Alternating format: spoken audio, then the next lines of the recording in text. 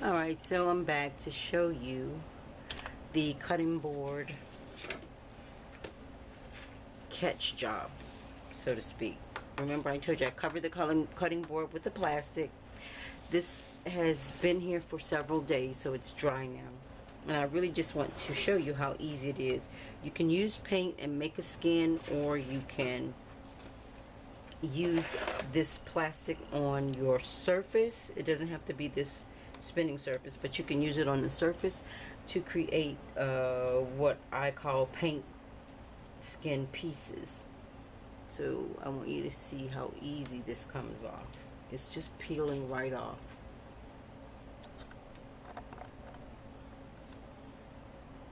See if I can zoom in a little bit.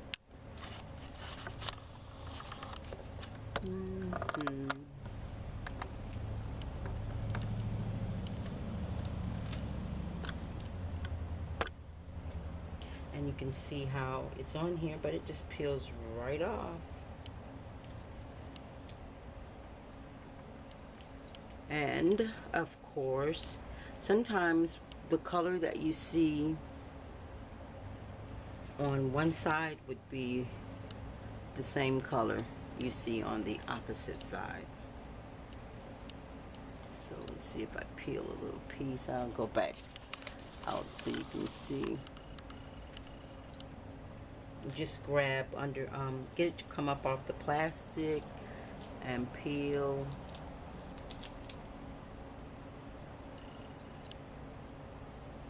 It's looks shiny on this side, however it is shinier on that side.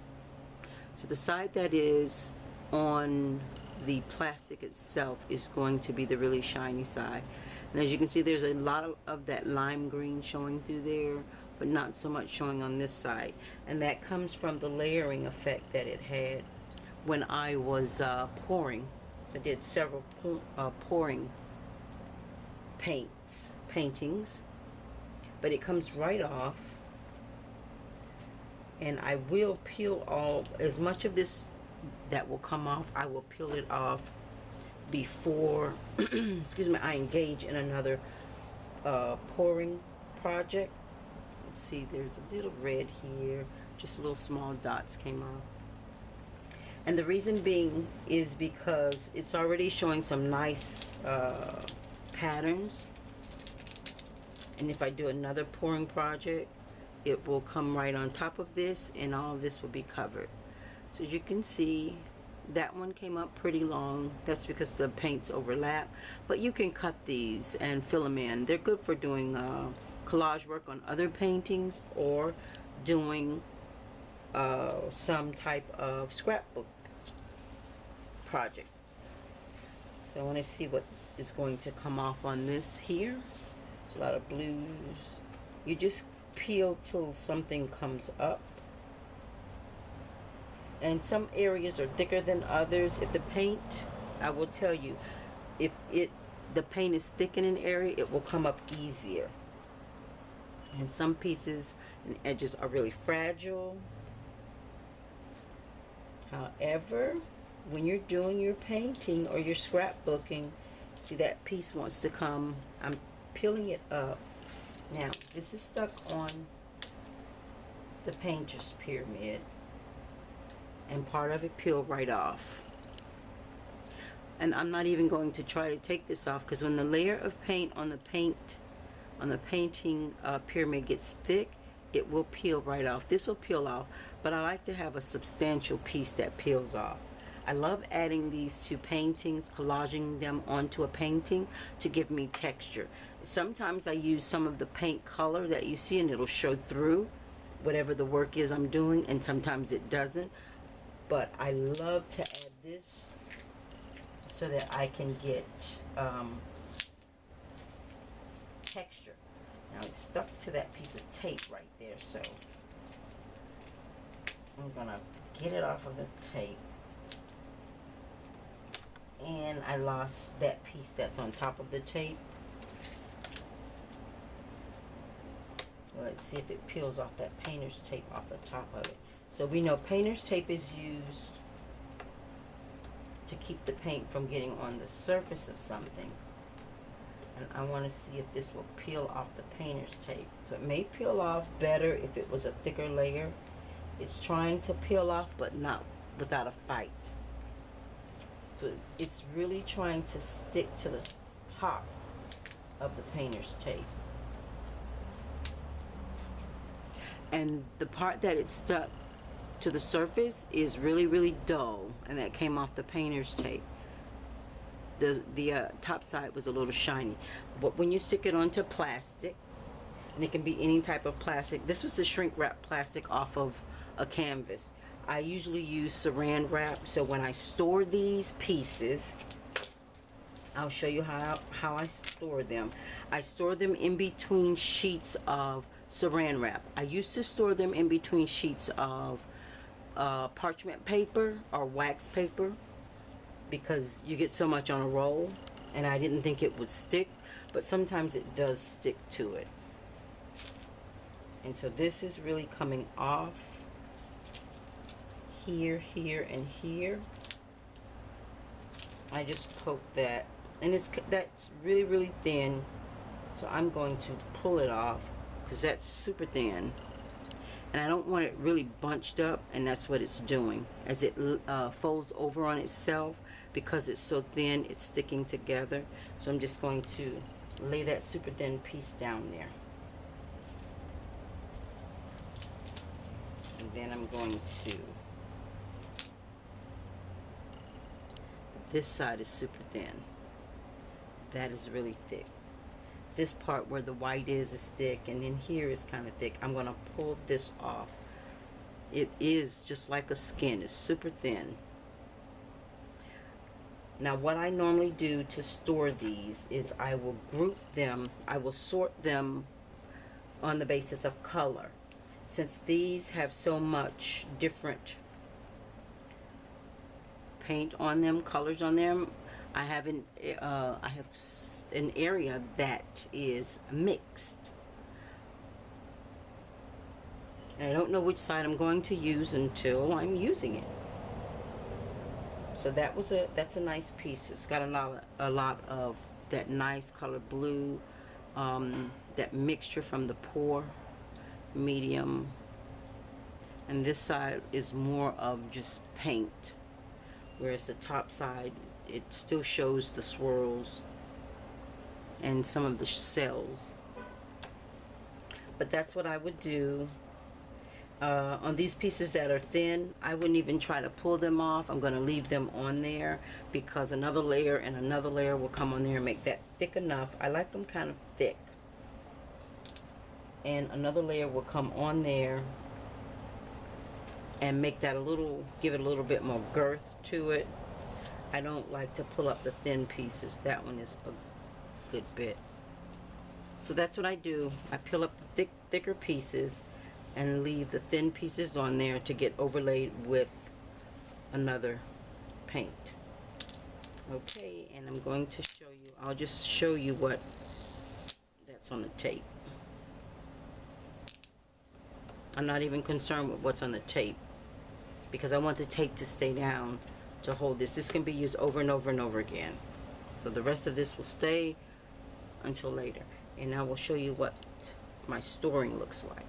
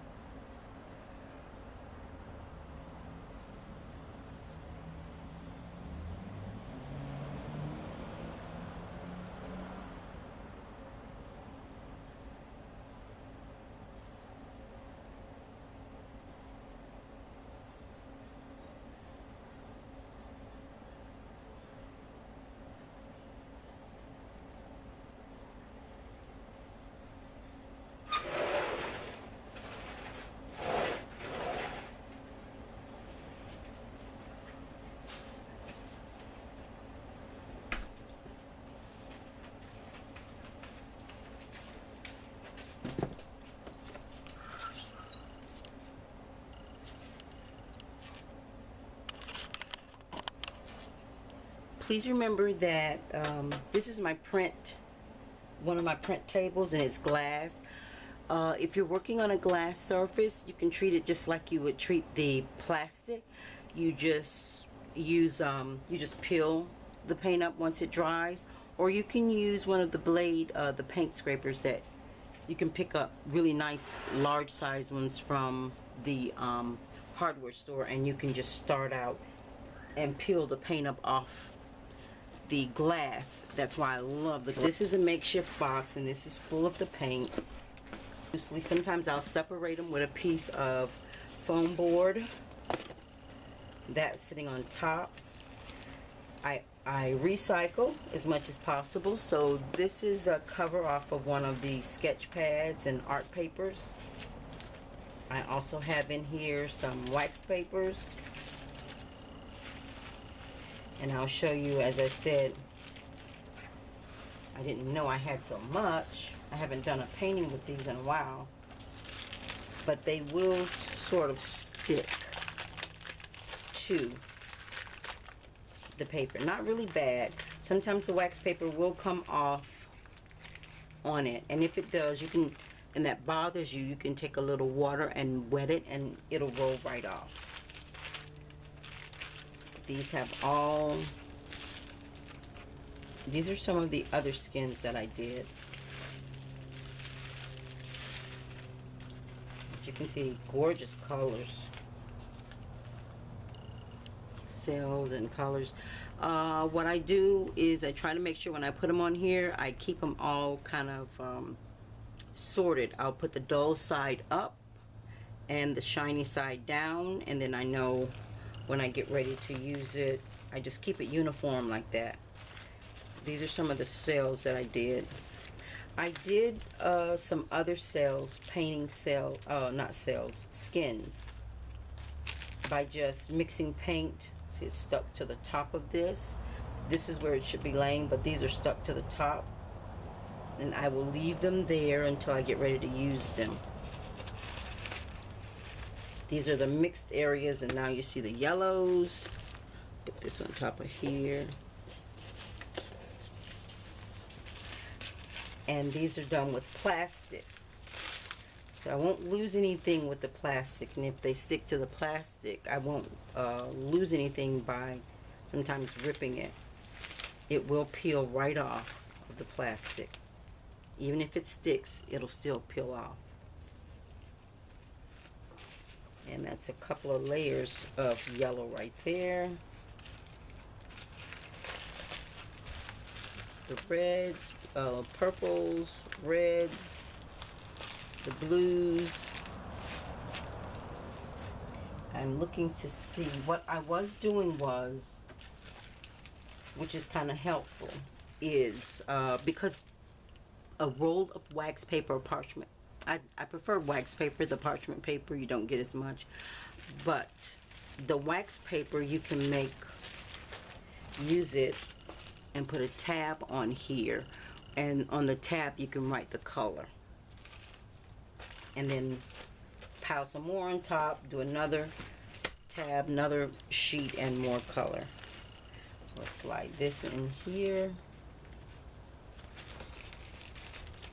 That's not in the right order, but that's okay because these are still the mixed ones. I don't want them laying on top of each other. You want to make sure they're not laying on top of each other. And that way you're not losing anything. So I'll just leave that like it is. This is the first box that I just made this using, of course, that foam board. Let's get this out of the way. And this is the next one that I started using. I recycled one of the boxes. I got something in. And these are just add-ons that I use to collage. So you can use almost anything for collaging. I put some on the paper when I was printing. So these were some block prints that one of the classes did. And instead of just wiping off the block print, put it on paper, and this is the tissue paper, and you can reuse these little pieces, collage this onto a painting. Here is the what do you call that, glitter glue, weird stuff. I needed the containers for making alcohol inks, so I just took what was inside instead of throwing it away, put it on. That's one of those little plastic Ziploc bags.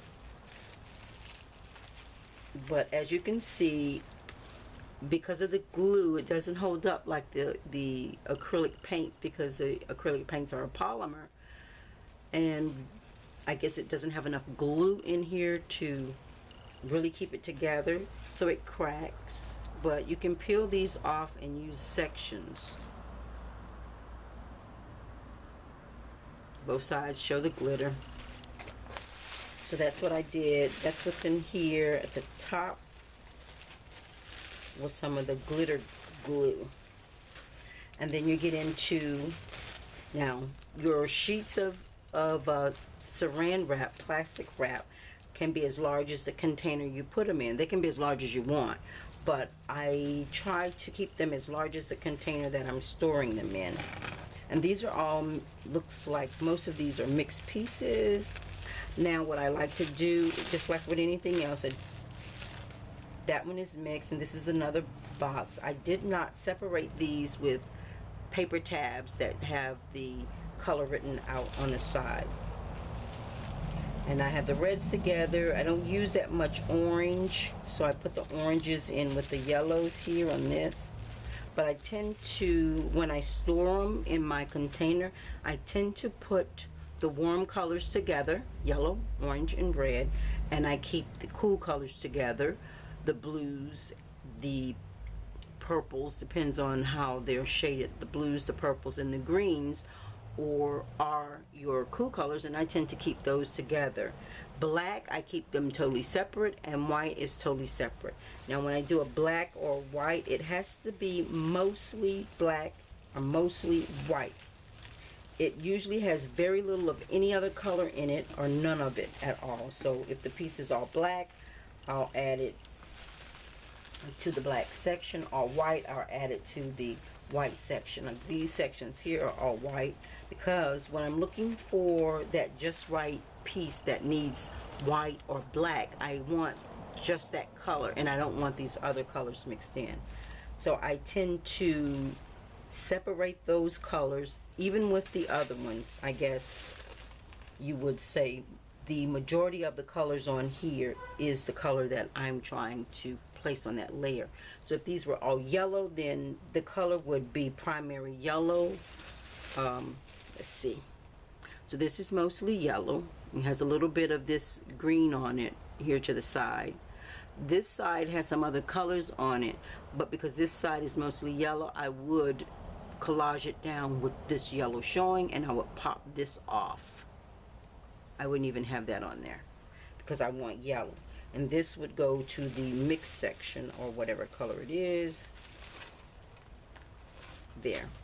So as you know, or you would think, I have a large area of mixed colors, and that comes off my palette when I take the colors off my palette. I don't scrape them, excuse me, I don't clean off my palette like I used to. I just kind of let those paints dry where they're at, and then I'll scrape them off and place them on plastic and in one of these layers, and move to another palette. I have tons of palettes, as you can tell, which affords me the time to allow the paints to dry. And it usually only takes a day or so for the paints to dry. So I have at least 10 palettes, probably more, of various sizes. Like this is just for my pouring. This table is just for my pouring. I have a separate granite print area, so if I need to print something, I can print over there on the granite area. Need it for printing. And besides, this is the extra one. I use that one on that side for printing mostly, because I have this middle space open. So I'm not going to take these pieces of paint off until after I have done, I have a couple more pour paintings I need to do, and once I finish those and let this paint dry, I'll clean off this area. Alright, hopefully that was helpful to you. Oh, I guess I could have showed you how I lay them down if you want to see that. Let's see. I had a couple of pieces in here. I know I told you how I do it. And some people wanted to actually see how I do it.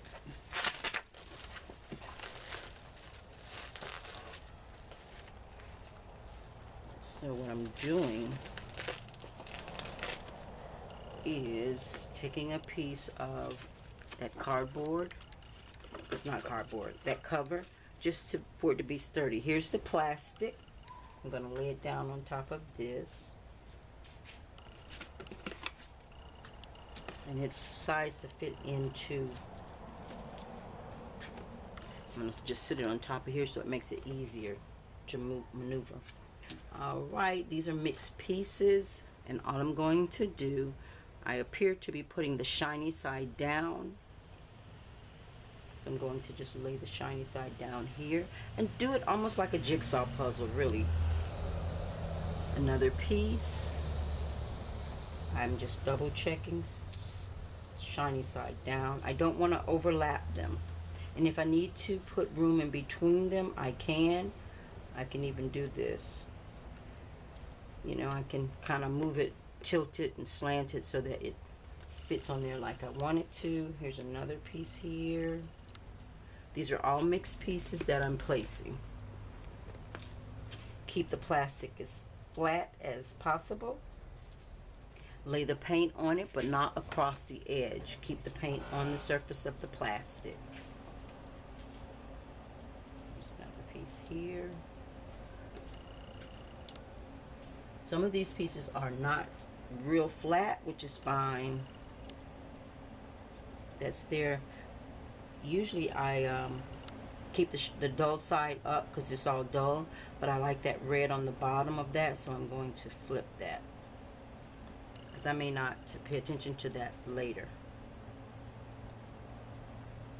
So sometimes I do look at what's on the bottom and decide where I'm going to place it. And these pieces are kind of long, so I'm going to have to get a longer piece of plastic for that one piece. It's huge. Move this over out the way and place that next to the other piece, but on the plastic, so it's not quite all the way on the plastic. Make sure it's laid out on the plastic, and that way they're not stuck together when you pick them up to use them. The other piece is larger, and it's not going to fit here. It's this piece, and it's not going to fit on there. So I have another piece of plastic, and I'm going to lay it down on top.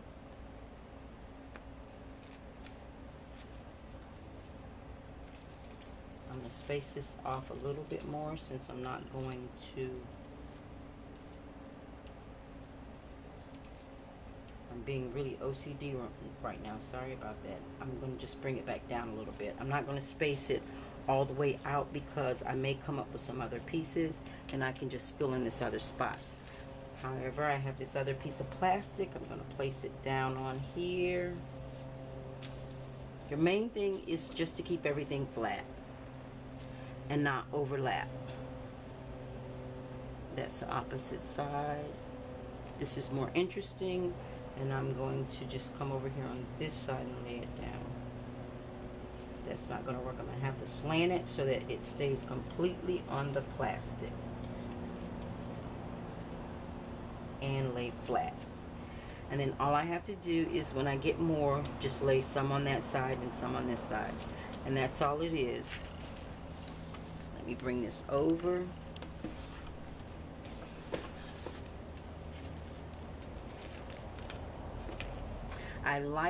I prefer to have a piece of plastic on top separating them. Otherwise, if I pull this off, if I place this on top without the plastic, it will stick to this surface, and I don't want that. So there's a piece of plastic on here. I'm going to pull that off. And the reason being is because these two pieces of plastic will work fine layering it on there. And then I'll take this other piece of plastic and top this one off. Once I do that, that's on there. These are just extra pieces of divider. And these will come in handy if I want to place them between the different colors. I can place this between the red and the yellow, or the blue, or whichever color. So that's what they're in there for. And then I'll just put this back in here, because that's just to help me maneuver everything around. So that's how I do that. Alright, hope that helps. Save your paints. Instead of rinsing out all your brushes, just wipe them off on some plastic. Instead of scraping off the paint off your palette, scrape it off, or just let it dry and use it as a skin, or scrape it off and lay it on something else. If it's a lot of paint, you can use either make the skins, or you can put it in a gray jar. You may get more of the original color, however, if you make little small mini paint skins out of it. Okay, thanks for joining me. Until next time.